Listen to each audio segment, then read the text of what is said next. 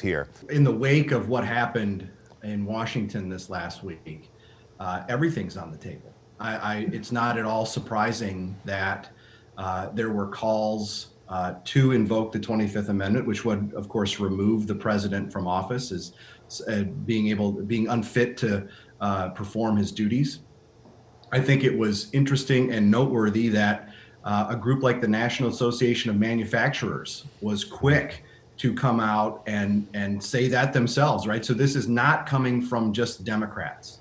It's coming from important constituencies across the country. If it was going to happen, it probably would have happened right away. I think the longer you get away from it, I think the tougher it is to probably sell it among the cabinet members. Sure. Ingrid Jacks, where does the Republican Party go from here? I've been asking myself that very same sentiment, and I honestly fear for the future of the Republican Party, or just for where do conservatives go from here to a party that has tied itself so closely to one individual. What Trump is saying is absolutely false. It's damaging. It's dangerous to our country. He still has a lot of supporters. And I think the Republican Party is just going to have to take a really deep look at what it wants to be and who its base is going to be. And as a conservative, that's something I think a lot about. And I was heartened to see some of the very strong comments coming from pretty big name Republicans, including Mitch McConnell and Mike Pence, who Trump threw him under the bus multiple times yesterday, but Pence stood up and did the right thing. But I think a lot of these individuals within the party should have been making stronger comments sooner. There's some exciting newcomers to the party, including here in Michigan. We've got Peter Meyer in the 3rd District. Over in Grand Rapids, yeah.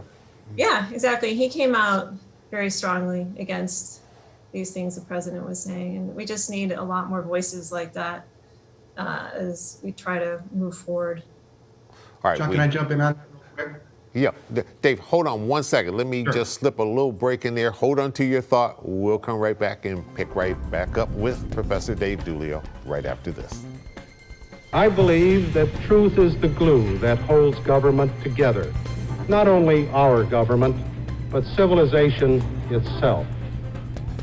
That bond, though stained, is unbroken at home and abroad. In all my public and private acts as your president, I expect to follow my instincts of openness and candor with full confidence that honesty is always the best policy in the end.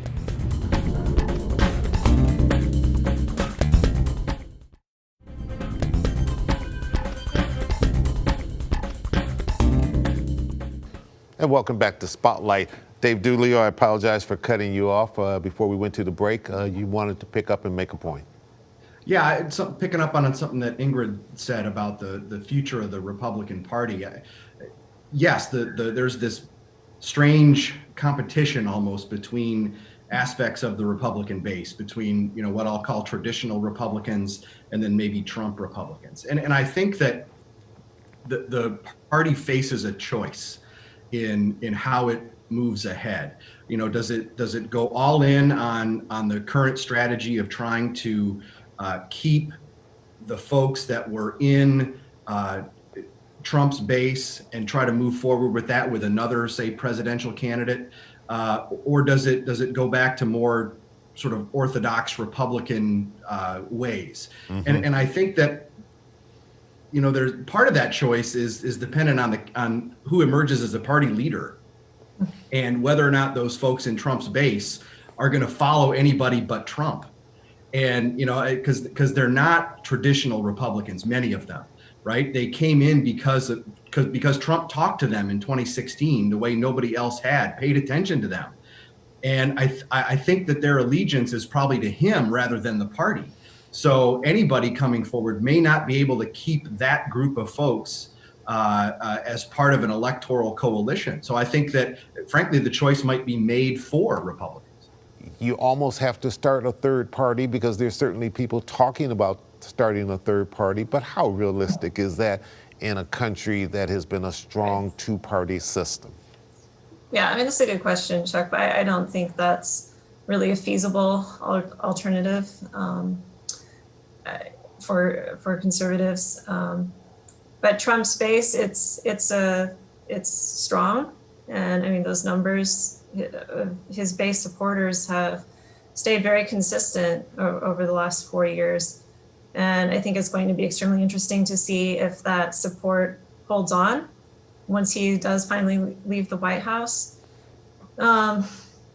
But yeah, I mean, that's going to be a huge challenge for Republicans. And we saw this in races all over the country. Republicans had to, even more traditional Republicans had to walk a fine line of supporting the president, but while also holding true to their conservative, more traditional GOP ideals. I really fear for Republicans if they keep trying to walk a line and keep Trump the center of the party.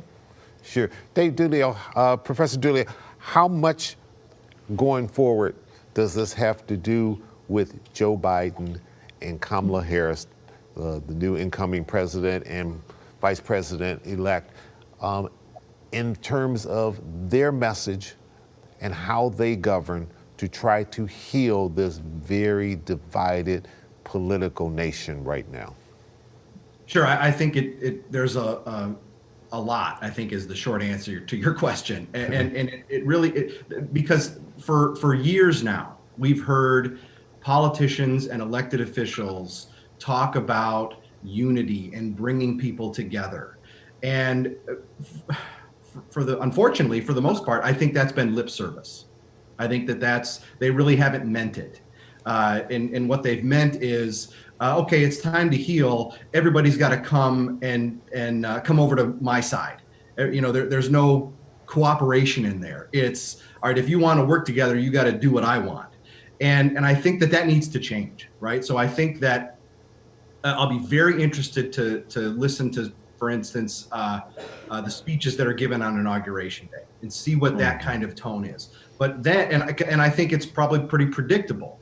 But it's the follow-up to that I think is even more important in how things are governed. Do Democrats, who are going to have, it looks like, a majority in both chambers of Congress, and there's going to be unified party government moving forward for 2 years, do they reach out to Republicans and try to get them to come to the table on some areas of policy where they might agree, or do they start from, okay, we've got power now and we're going to do what we want?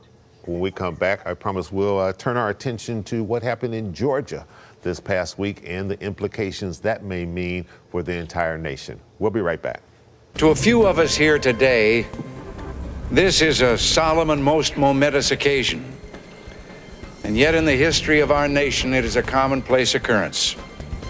The orderly transfer of authority, as called for in the Constitution, routinely takes place, as it has for almost 2 centuries, and few of us stop to think how unique we really are. In the eyes of many in the world, this every 4-year ceremony we accept as normal is nothing less than a miracle.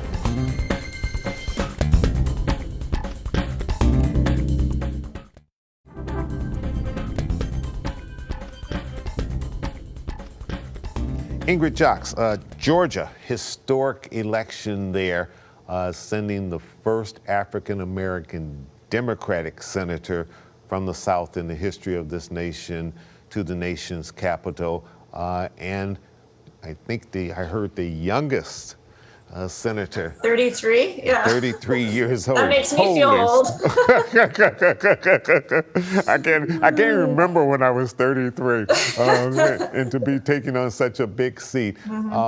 That's going to, as Professor Doolio said, shift the balance of power. Democrats will control the House, they'll control the Senate, and they will control the executive branch. The historic outcome. It's just something that stood out to me is Obviously, the Democrats ran an effective campaign, but I also think that President Trump really sabotaged the chances of the Republican candidates there. In the weeks leading up to the runoff election, in areas where he campaigned, where he has strong support, the turnout was actually lower. And I think by convincing his supporters that the election was stolen from him in November and that you can't trust the election process, I think that kept people home. And so it was just a very counterintuitive strategy. But the Democrats won, and that certainly opens up a lot more avenues for Democrats to push through their agenda. Joe Biden made a very strong point in his campaign of bringing the country together. And I think now that he has, the both chambers of Congress, I think this will be he will really need to prove whether he's serious about bringing the country together, because there have been plenty of divisions within the Democratic Party as well. It's not just in Republicans. There's, between the more far progressive wing of the Democratic Party, more moderates. I think I really hope that we don't see some of these very far left policies that I know some in the more progressive wing are fighting for. I think if Democrats keep pushing those kinds of policies, it will only continue to divide an already extremely divided country. Could this put a tremendous amount of pressure on him and come back to haunt him? Without a doubt, and I think that's in the short term and in the long term, or maybe medium term. I think that there's also pressure going to be mounted on somebody who's probably unfamiliar to folks in Michigan, and that's a guy named Joe Manchin, a senator from West Virginia, because to do many of the things that Democrats on the progressive side want to do, they're going to have to change the rules of the Senate and get rid of the legislative filibuster, which in shorthand requires 60 votes to pass something out of the Senate. Democrats have complained about that for a while, but they would have to change those rules to do things like, say, pass a Green New Deal, pack the Supreme Court, et cetera, et cetera. And it seems like it's probably going to come down to whether or not that happens to Joe Manchin and whether he votes to change those rules or not. And I think that that's the short term. In the medium term, we also know from history that the president's party suffers in the next election, right? And President Trump found that out in 2018 when Republicans lost 40 seats in the House of Representatives. And Barack Obama's first midterm, Democrats lost 63 seats in the House of Representatives. So the president's party often pays a price at the ballot box in that midterm because they go too far, because they overreach in terms of their policy alternatives that they put forward. I think that, Democrats probably ought to pay attention to that history and acknowledge it. And if they want to avoid that, moderate a little bit. All right, we're going to take a quick little pause for the cause. We'll come right back with a few final questions. Stay with us.